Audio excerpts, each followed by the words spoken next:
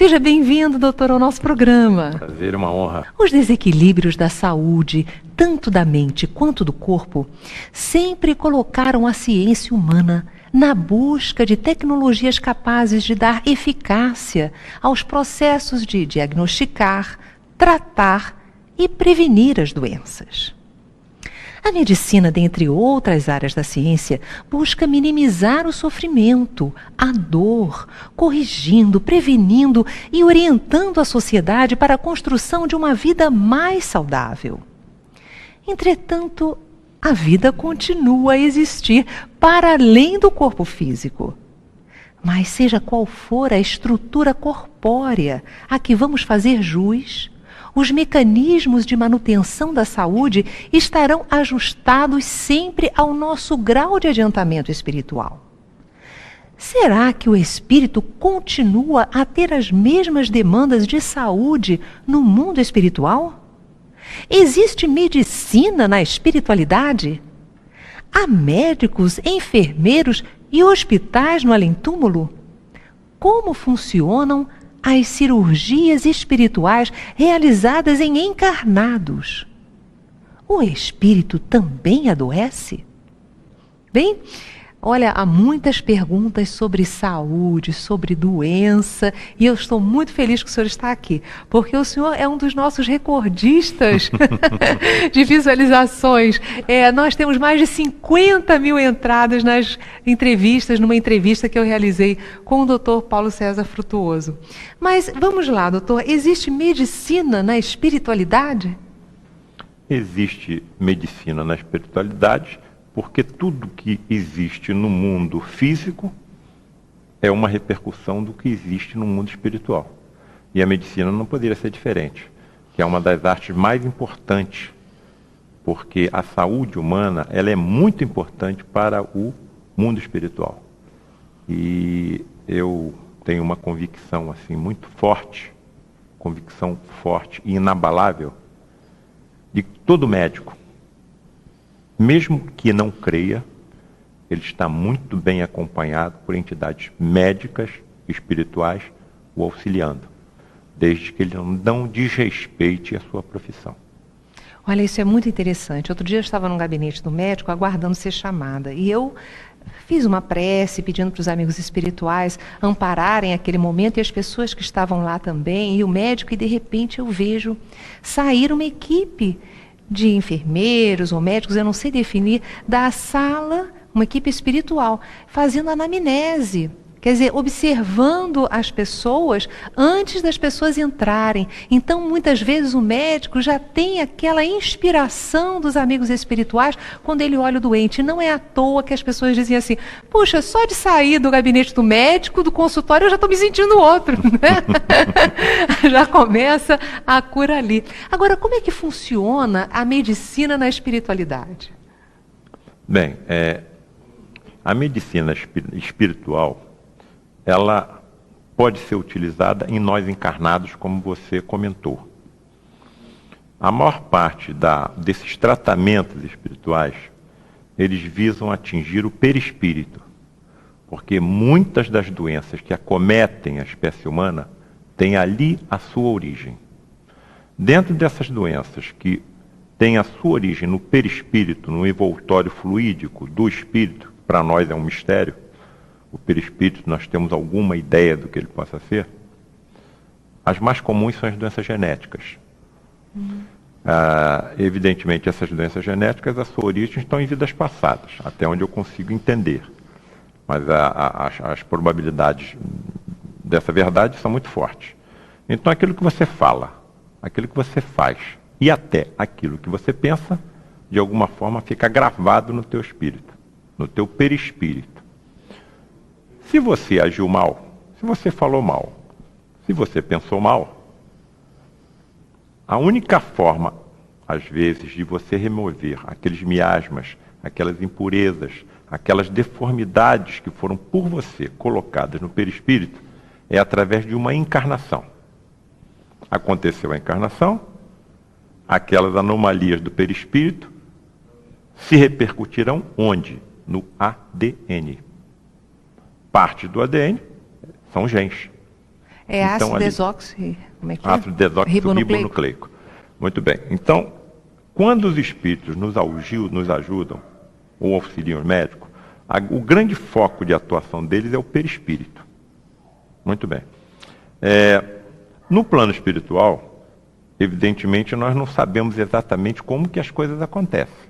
Quando eu chegar lá, vou ter que novamente aprender tudo novamente, porque provavelmente é uma ciência muito mais profunda do que o médico na Terra estuda, porque os conhecimentos, a abrangência, as informações, os ensinamentos, a experiência que nós vamos encontrar por lá são muito mais profundas, porque eles estão tratando do espírito e do perispírito, enquanto nós aqui tratamos, basicamente, do corpo.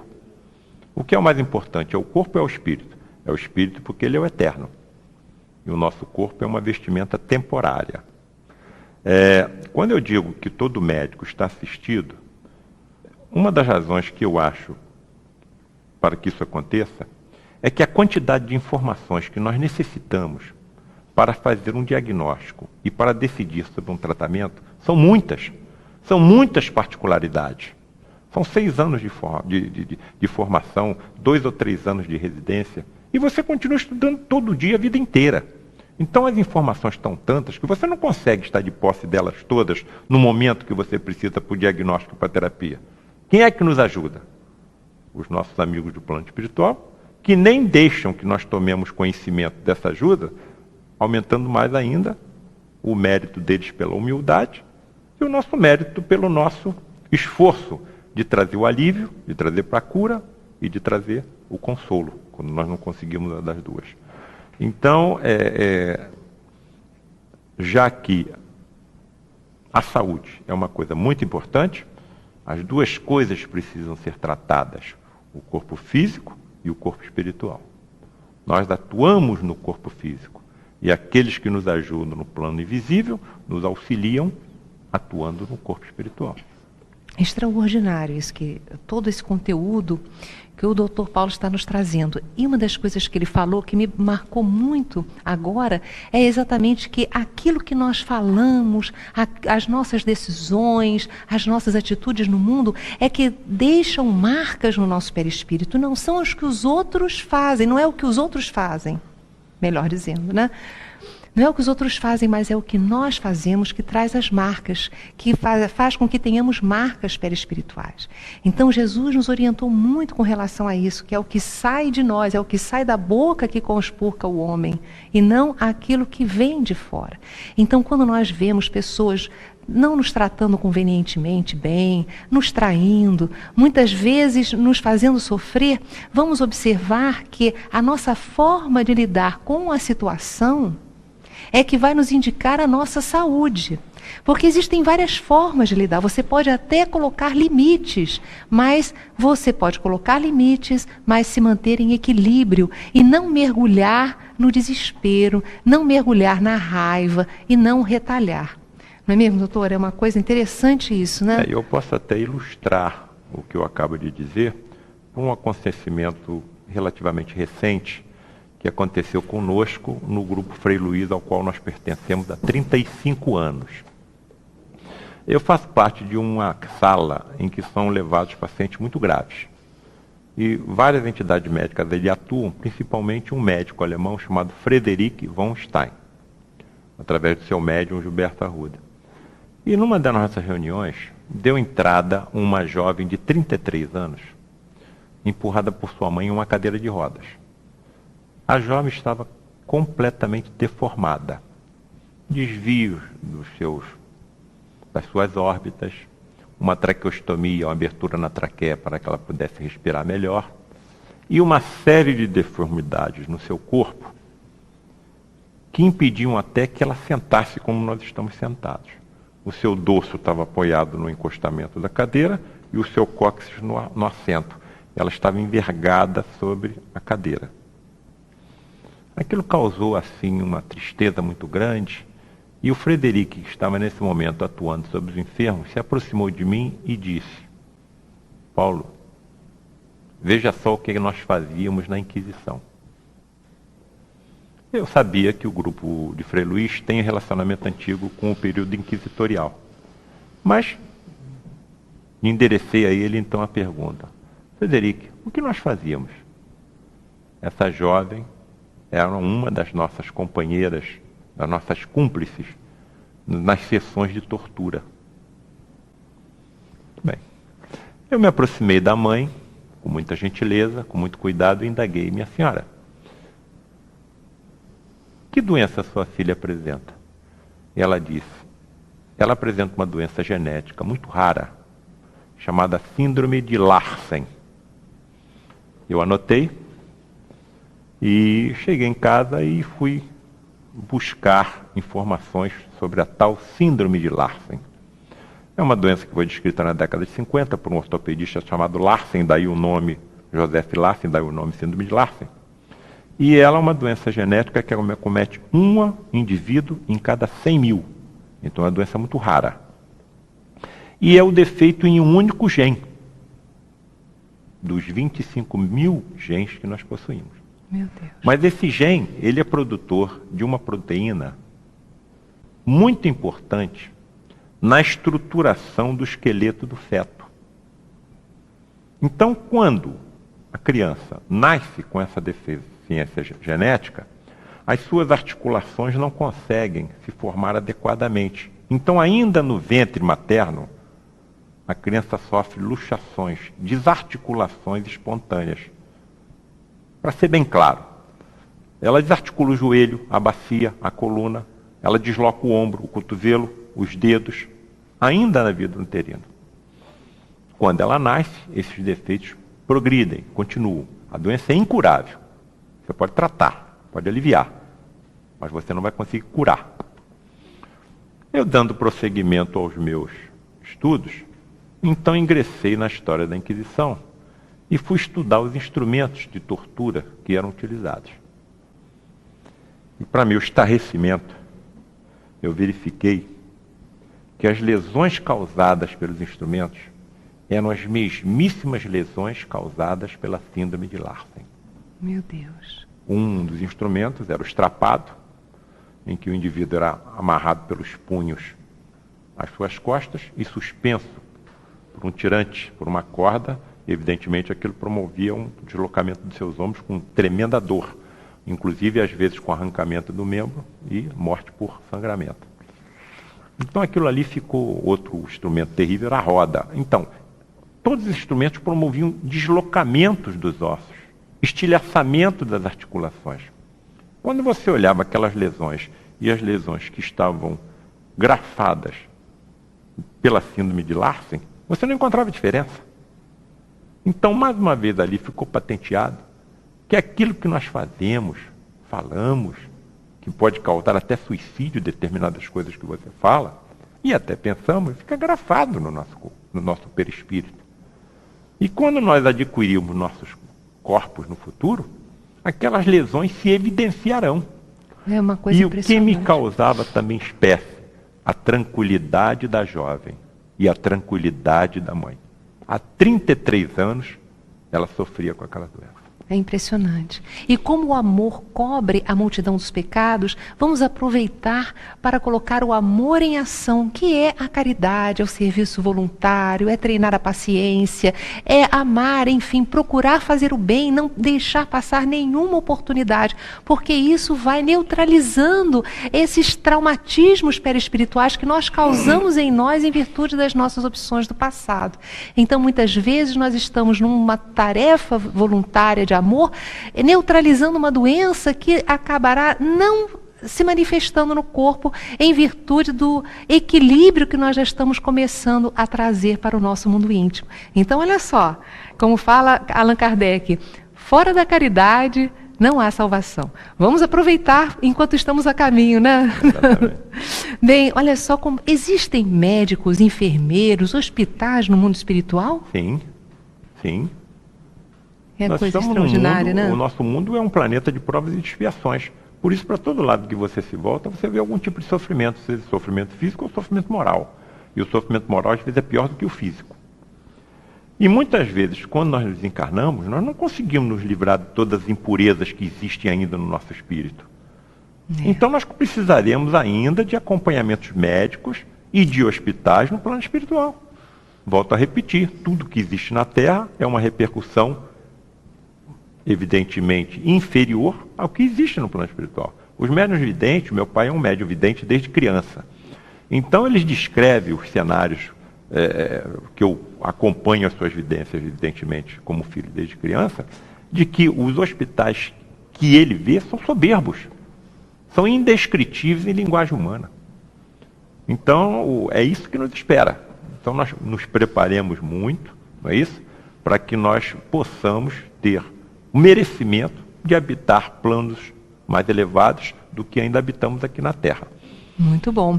Bem, nós temos uma participação da Olga Maria de Mauá.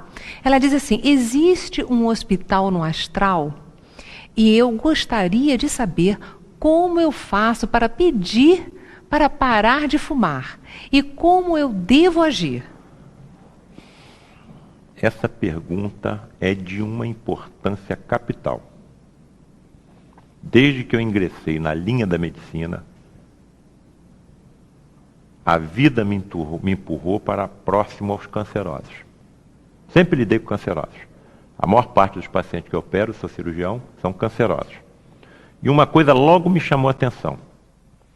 Grande parte daqueles pacientes que estavam chegando aos hospitais que eu trabalhava eram tabagistas. E depois eu aprendi uma coisa rápida. O tabagismo é a causa evitável mais comum do câncer. Muito bem. Nós somos pessoas que já temos algum conhecimento espiritual. Se você pegar um maço de cigarro, você vai ver que ali está escrito que aquilo causa doença, que aquilo causa sofrimento. E o maço de cigarro traz, inclusive, fotografias de pessoas com enfermidades gravíssimas causadas pelo cigarro.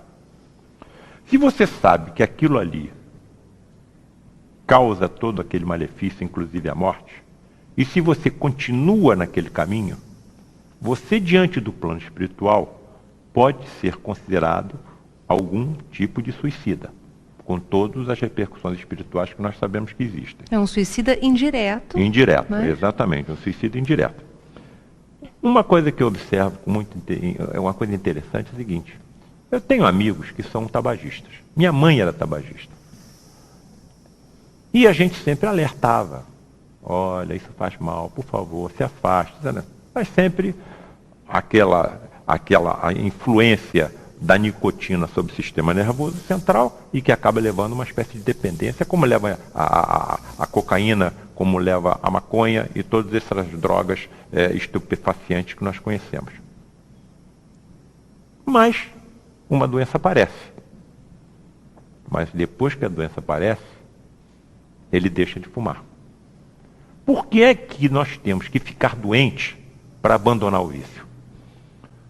Se nós sabemos que nós estamos correndo esse risco, primeira coisa que nós temos que fazer é o esclarecimento. Nós temos que ter um autoconhecimento. Nós temos que saber quem nós somos, de onde nós viemos e para onde estamos indo. E nós temos que saber que uma das principais preciosidades que Deus nos deu foi o corpo. Então você veste o seu filho impecavelmente, com todo carinho, com todo bom gosto, e o seu filho, ele espontaneamente se atira numa poça de lama. Você não é culpada disso. Você fez o seu trabalho de mãe, eu fiz o meu trabalho de pai. Então, o que é o corpo humano em comparação com as nossas vestes? As nossas vestes não são nada.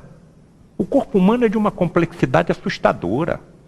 Nos foi entregue como um veículo para nós nos estabilizarmos, para nós habitarmos a terra. E nós vamos macular essa roupa. Nós vamos macular esse templo, que é o corpo humano, em que o nosso espírito precisa. Nós vamos encurtar o nosso tempo de vida que nós precisávamos, porque é através do corpo físico que nós removemos uma série de impurezas que estão no nosso espírito, que é o eterno. Primeira coisa é o esclarecimento. Segundo, nós temos que ter essas informações que só o kardecismo dá. É muito fácil você dizer: olha, isso não está de acordo com os ensinamentos cristãos, isso é até um pecado. É muito fácil você dizer, mas o que nós estamos observando é que nós estamos numa época em que as informações estão à disposição de qualquer jovem. Ele toca numa tecla do computador, ele tem no seu quarto toda a ciência da humanidade, toda a filosofia da humanidade, toda a arte da humanidade, toda a história da humanidade. Então ele vai questionar você, por quê? Então você tem que ter respostas para isso. Então nós temos que ter muito cuidado com o que nós fazemos com os nossos corpos. Porque o corpo simplesmente é um veículo, mas nós precisamos deste veículo. Como precisamos desse veículo? São milhões de espíritos precisando de um corpo igual ao nosso, esperando uma oportunidade que a nós fosse dada, então nós temos que respeitar esse corpo. Eu não posso me entregar ao álcool diariamente, eu não posso fumar 2, 3 maços de cigarro por dia. O cigarro contém um dos maiores cancerígenos químicos que a ciência conhece. É o 3,4-benzopireno. É um dos maiores cancerígenos químicos que a ciência conhece. Se nós sabemos disso, por que eu vou me entregar a esse vício?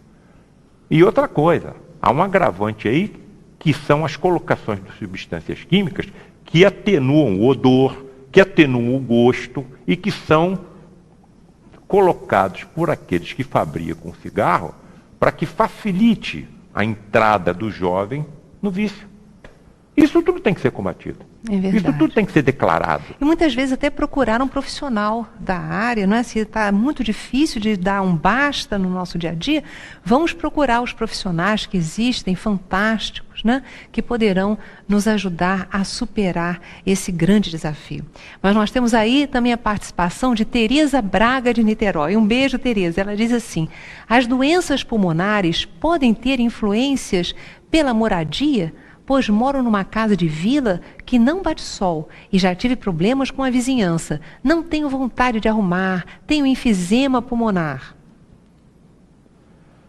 É uma coisa que nós poderíamos saber se essa pessoa é fumante ou ex-fumante.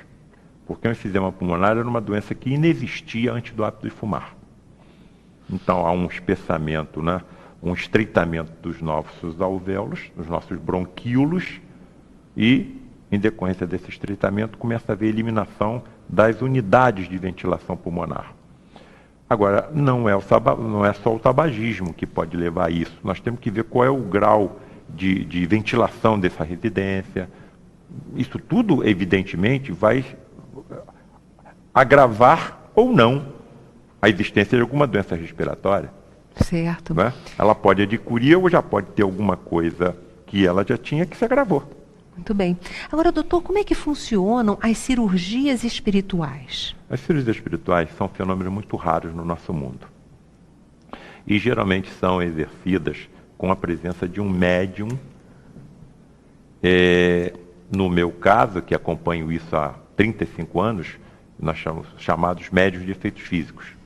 Ou seja, indivíduos que entram em transe rapidamente e, enquanto estão em transe, eles entram na incorporação por entidades médicas ou na superincorporação, também chamada encarnação, em que a entidade toma conta completa do corpo do médium, e até a materialização dos espíritos que nós já conversamos. Mais uma vez eu lembro, a atuação principal é sobre o perispírito. Em raras ocasiões, indivíduos com um merecimento, esses amigos do plano espiritual, podem realizar esses procedimentos cirúrgicos como uma demonstração científica desta possibilidade. Emmanuel disse que essas, por exemplo, nas materializações, elas só são justificáveis pelo atendimento de pessoas enfermas. Muito bem. Qualquer pessoa enferma? Claro que não. Aquelas que apresentam enfermidades que a medicina tem a dificuldade de atuar. Muito bem. Esse trabalho médico feito por essas entidades, ele tem também um limite. Porque se tudo que nós apresentamos como doença fosse resolvido espiritualmente, nós não necessitaríamos da medicina nem dos médicos na Terra. Então, na realidade, a doença é um mal necessário ainda para nós. O câncer, por exemplo, é um aspirador de impurezas do espírito. Eu, quando opero uma paciente, Eu opero uma paciente, por exemplo, com câncer de mama. O paciente está 10, 15, 20 anos sem apresentar nenhum sinal de recidiva. A minha interpretação é que aqueles miasmas, minha interpretação espiritualista, eu hoje já uno as duas coisas, a medicina espiritual com a medicina física. Então, aquele câncer apareceu como um aspirador das impurezas, essas impurezas se concentraram todos naquele tumor que eu removi. Muito bem. Mas essa paciente pode apresentar uma metástase. Eu tenho duas interpretações. A interpretação material, científica médica, e a interpretação espiritual. Qual a interpretação material, científica médica? Que essa paciente já possuía metástases, mas elas eram indetectáveis pela nossa tecnologia. Muito bem. Então precisamos aguardar que a nossa tecnologia avance mais e os aparelhos sejam mais sensíveis. Mas eu tenho hoje uma outra interpretação também. Será que não são as impurezas do espírito que continuaram procurando as válvulas de escape, as portas de saída, para saírem do perispírito e se alojarem no corpo, e assim limpando o perispírito? Certa ocasião um professor me perguntou isso e eu dei essa resposta. Ele falou assim, mas o espírito é eterno? É. O corpo é temporário? Sim. E o câncer tira impurezas do espírito? Sim. Então não vamos operar mais ninguém. Porque se o espírito é eterno, por que eu vou tirar um tumor que está limpando o espírito? Vamos deixar evoluir. Pergunta difícil. Ainda bem que a gente já tinha algum conhecimento sobre como encontrar a resposta, dada por Kardec, dada por Ramatiz, etc. Professor Alberto Lima de Moraes Coutinho, um dos maiores médicos que o país já conheceu. O senhor sabe até onde deve ir o sofrimento de alguém? Não. Então o senhor, como eu, temos que fazer tudo que estiver ao nosso alcance para curar, aliviar e consolar. Porque Deus, na maioria das vezes, para não dizer todas, age nas criaturas através das criaturas. Mas, doutor Paulo, eu estou encantada com um livro que eu gostaria de mostrar para os nossos queridos rádio ouvintes, para as pessoas que estão nos acompanhando pela TV, pela Web TV Nova Luz. Esse livro, que é A Face Oculta da Medicina, é um livro que trata do assunto que nós estamos conversando, sobre o qual estamos conversando hoje. Nos fala um pouquinho do livro. Olha, esse livro, eu estou colocando nesse livro as minhas experiências de 33 anos com as chamadas materializações de espíritos, os fenômenos de ectoplasmia. Essas reuniões acontecem hoje no Lar do Frei Luiz, acontecem há muito tempo. Uma vez por mês. E a cada reunião nós levamos 25 a 30 enfermos graves. Nessas reuniões, os espíritos se apresentam de médicos não incorporados nos médiuns, e sim materializados. Se nós tivéssemos um espírito materializado aqui, todos nós os estaríamos vendo. Foi o que provavelmente aconteceu com Jesus no terceiro dia após a sua crucificação. Um fenômeno de materialização. Se ele falasse alguma coisa, nós ouviríamos. Se esse espírito exalasse algum odor, nós sentiríamos. Ou seja, durante alguns momentos, um espírito consegue conformar um aparelho físico semelhante ao nosso. Se utilizando das energias de um médium de efeitos físicos. E um médium rapidamente especial entra em transe. E quando ele está nesse estado de transe, expele pelos orifícios naturais do corpo uma energia ainda não conhecida pela nossa ciência e que foi batizada com o nome de ectoplasma por Charles Richet, vencedor do Prêmio Nobel por ter descoberto a resposta anafilática humana. Então eu estou falando de ciência. Eu hoje já não sei mais aonde acaba a ciência e começa a religião, e nem onde acaba a religião e começa a ciência. Para mim as duas coisas se interpenetram. Muito bem. E nessas reuniões, em alguns momentos, nós conseguimos ter contato com os médicos espirituais materializados.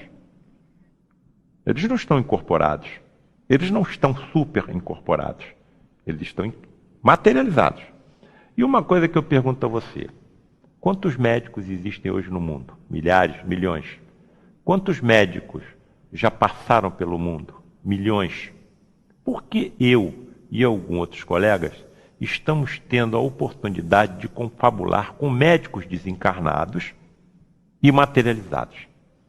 Então eu acho que eu não tinha o direito de passar para o outro lado da vida levando isso comigo. As experiências que eu coloco com esses colegas do plano espiritual que durante algum momento conseguiram formar um corpo físico semelhante ao meu, são muito importantes para qualquer médico. Então eu tinha que colocar isso num livro. É uma obrigação minha. Era uma obrigação minha.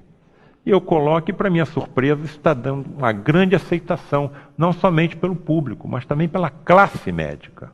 Muitos pacientes estão comprando o livro, estão lendo, estão gostando do livro, estão presenteando seus médicos com o livro. Eu estou recebendo telefonemas e e-mails de colegas que eu nunca vi. Eu recebi um e-mail de um colega de Minas Gerais. Vou ser bem claro. Caro colega Paulo César, sou pediatra, estou aposentado e por não concordar com a forma como somos tratados como médicos, resolvi abandonar a medicina. Após ler seu livro, reassumi minha função de pediatra e estou trabalhando numa instituição filantrópica gratuitamente. Que coisa linda, gente. Olha que maravilha, é emocionante. Então eu acho isso muito importante, não é isso? Sem dúvida. Graças a Deus. Com absoluta certeza. Nós temos agora uma participação de Thelma Silva, de Realengo. Ela diz assim: sou espírita e trabalho como passista e cuidadora de idosos.